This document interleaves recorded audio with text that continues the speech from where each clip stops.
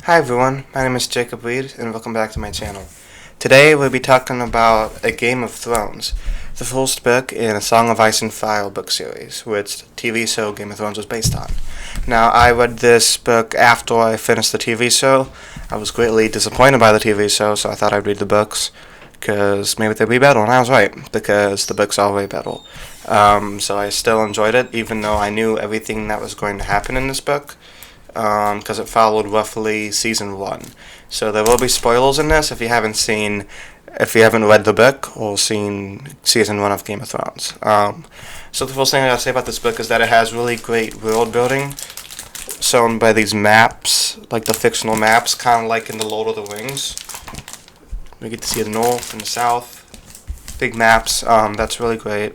The books itself are way more detailed than the television show. They put you into the minds of the characters and shows you their inner thoughts.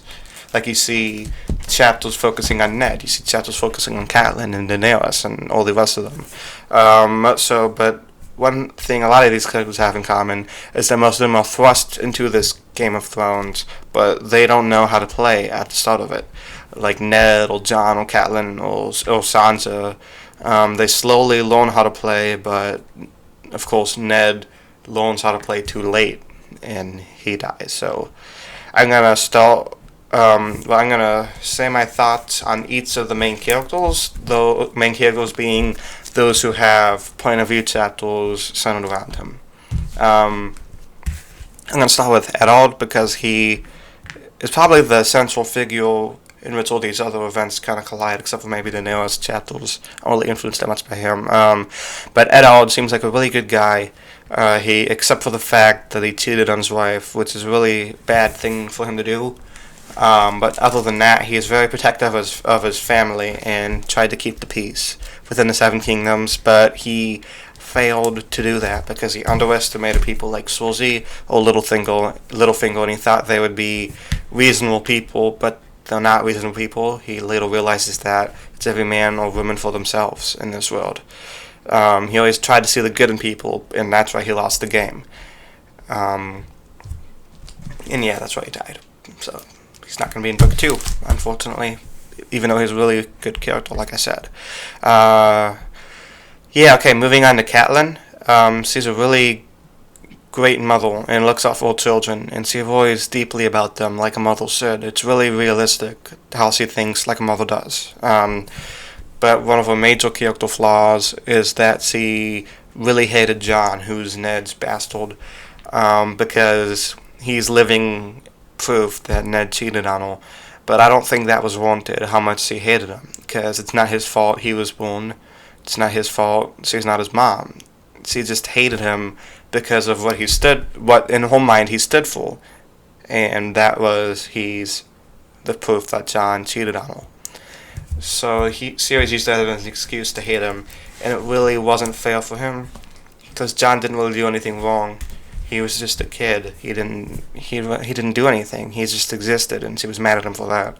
Which kind of shows how Catelyn's maybe not the best person, even though she cares about her children. She has a lot of flaws. Another one of her flaws is when she acted way too rash after Bran was pushed out of the building, and she arrested Tyrion for it, even though she had no legitimate proof that Tyrion was the one who pushed Bran out of the building. But I liked some of her character's strengths, though, besides being a mother, is that she's really good military strategist, and she was always giving raw battle advice and advice on how to win the war, which is cool because in these books women don't really get to do that much. They're mostly at the side for men to have sex with them. They're not viewed with as much respect as Catelyn is. So let's move on to another great female character in these books, Daenerys. Her relationship, she started out as a 14-year-old girl in an arranged marriage to this savage and this group of savages.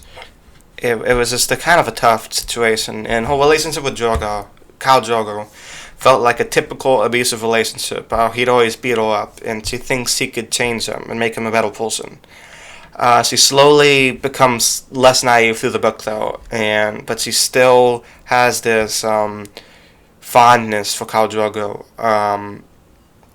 kind of out of loyalty, but also because she's afraid of them. But she later thinks she could change him. She can make him kind. It really didn't really change much, except that now he treats her like a good person. He still treats everybody else like shit, though. But later throughout the novel, she becomes more and more hardcore, which is shown when she lets her brother Viserys die.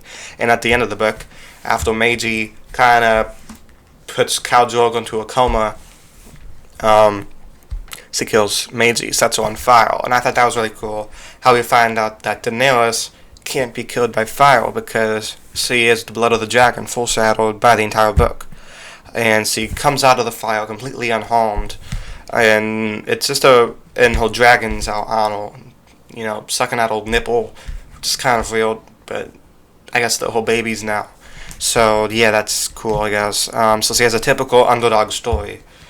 But I'm really looking forward to see how her character progresses in books 2, 3, 4, and 5, So moving on to Jon Snow.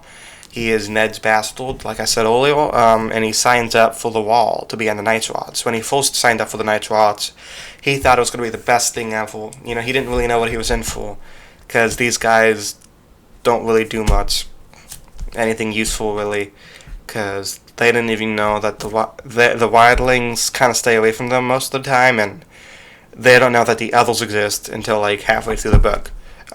We find out that the others are real, though, when one of them tries to kill the headmaster, or whatever he's called, of the Night's Watch, and Jon kills the other to save him. Which is kind of cool, because in the TV show, it was Sam who did it. Sam was the one who killed the first White Walker that we saw.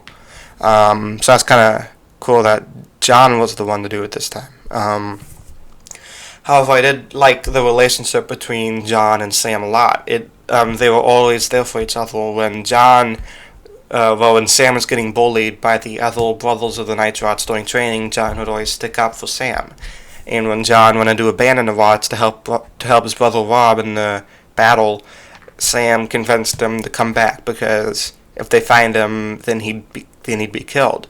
Jon has to, Sam was kind of saving Jon's life, though. Who knows what would have happened if Sam didn't come in and save Jon. See, I like those chapters a lot. I love Sam a lot. Jon, friendship, great friendship. Wish I had a friendship like that. But, whatever. Okay, Tyrion. We're going to talk about Tyrion now. I like how we get chapters in the book from a Lannister's perspective to show that what the other side is dealing with during the battles and stuff. Tyrion is an example how not everybody on the other side is bad. Like, everybody, all the Lannisters, the Starks are like, ooh, these guys are evil, they're terrible people.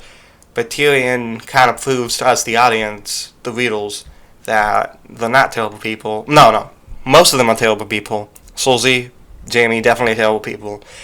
Tywin, terrible people. But Tyrion, he seems like a good guy, because he tries to do the right thing while also being self-centered. And he has good intentions, but he's thrust into these situations by his family that aren't his fault. He didn't start these problems, but he's told to fight for them, even though they don't really respect him because he's a dwarf. It kind of shows a lot of the prejudice we had, well, that world has, and also this world has, against people who are different, I love how funny he is and how witty he is. He brings a lot of comic relief to dark situations, but it doesn't lessen the intensity and the dramatic rate of it. And we still take him seriously as a character, even though he sometimes says these funny, kind of sarcastic things. Okay, moving on to Bran now, who's probably my least favorite character in the book. But he does contribute to the first major plot twist in the book, is when he walks in on Cersei and Jaime having sex, and Jaime pushes him out of a window. After that was a really cool scene that kind of catapulted the next 600 pages of this very long, very good book. But after that, I felt like a lot of Bran's chapters kind of dragged on. He's just sitting there in bed. He's like, oh, I'm never going to be a soldier now, and he has a bunch of real prophetic dreams, which are kind of cool, but I don't know. It's just really not my favorite part of the book. They're still interesting, but his chapters are filled with a lot of exposition about the history of Westeros and the history of the Starks, which really good for world building, for plot wise. I don't know. Yeah, so that's Bran, my least favorite character. Hopefully that changes as the books go on. But, you know, somebody has to be my least favorite. Moving on to Sansa. See, like her father and her brother Jon, she didn't really know how to play the game at first. But by the end of the book, she slowly learns how to play. She starts off like a typical bratty teenage girl, and how she always fantasizes about her crush, Joffrey. And she glorifies him like he's this great guy, you know. Which is kind of like what a lot of teenagers do when they first have crushes on people. She's kind of a female simp, you know. She's a female simp. But like Ned, she believed that Cersei and Joffrey were reasonable people, and that they listened to her and respect her opinions. But she later learned that they're very bad people after Joffrey dies. After Ned dies and Joffrey kills Ned. After she learned how terrible these people were, she realized the only chance of surviving was by cooperating and just being subservient to Joffrey and the Lannisters and all the other high people in King's Landing, like Littlefinger and Varys and those people. Which brings us to my favorite character in the entire novel, Arya, and my favorite character in the TV series. So maybe I'm a little bit biased based on my experiences watching the 7 good seasons of Game of Thrones. But Arya is my favorite character. I liked how she didn't really listen to anybody's complaints against her. People would always criticize her for being too masculine or boyish, with a love of sword fighting, and just kind of a tomboyish demeanor. But she wasn't afraid to be herself, which in A Song of Ice and Fire, a lot of people can't be themselves. But she was never afraid to be herself. Her sword master, forget his name, but he taught her a lot of discipline, which helped her survive after the Lannister guards came to try to kill her. I feel like if it was a lot of people in Arya's place, they would have been killed instantly. But Arya is so strong-willed and intelligent that she was able to survive that. So let's talk about my overall feelings on book 1. I liked it a lot. I give it a B+. It's a very great book. I'm definitely reading books 2, 3, 4, and 5.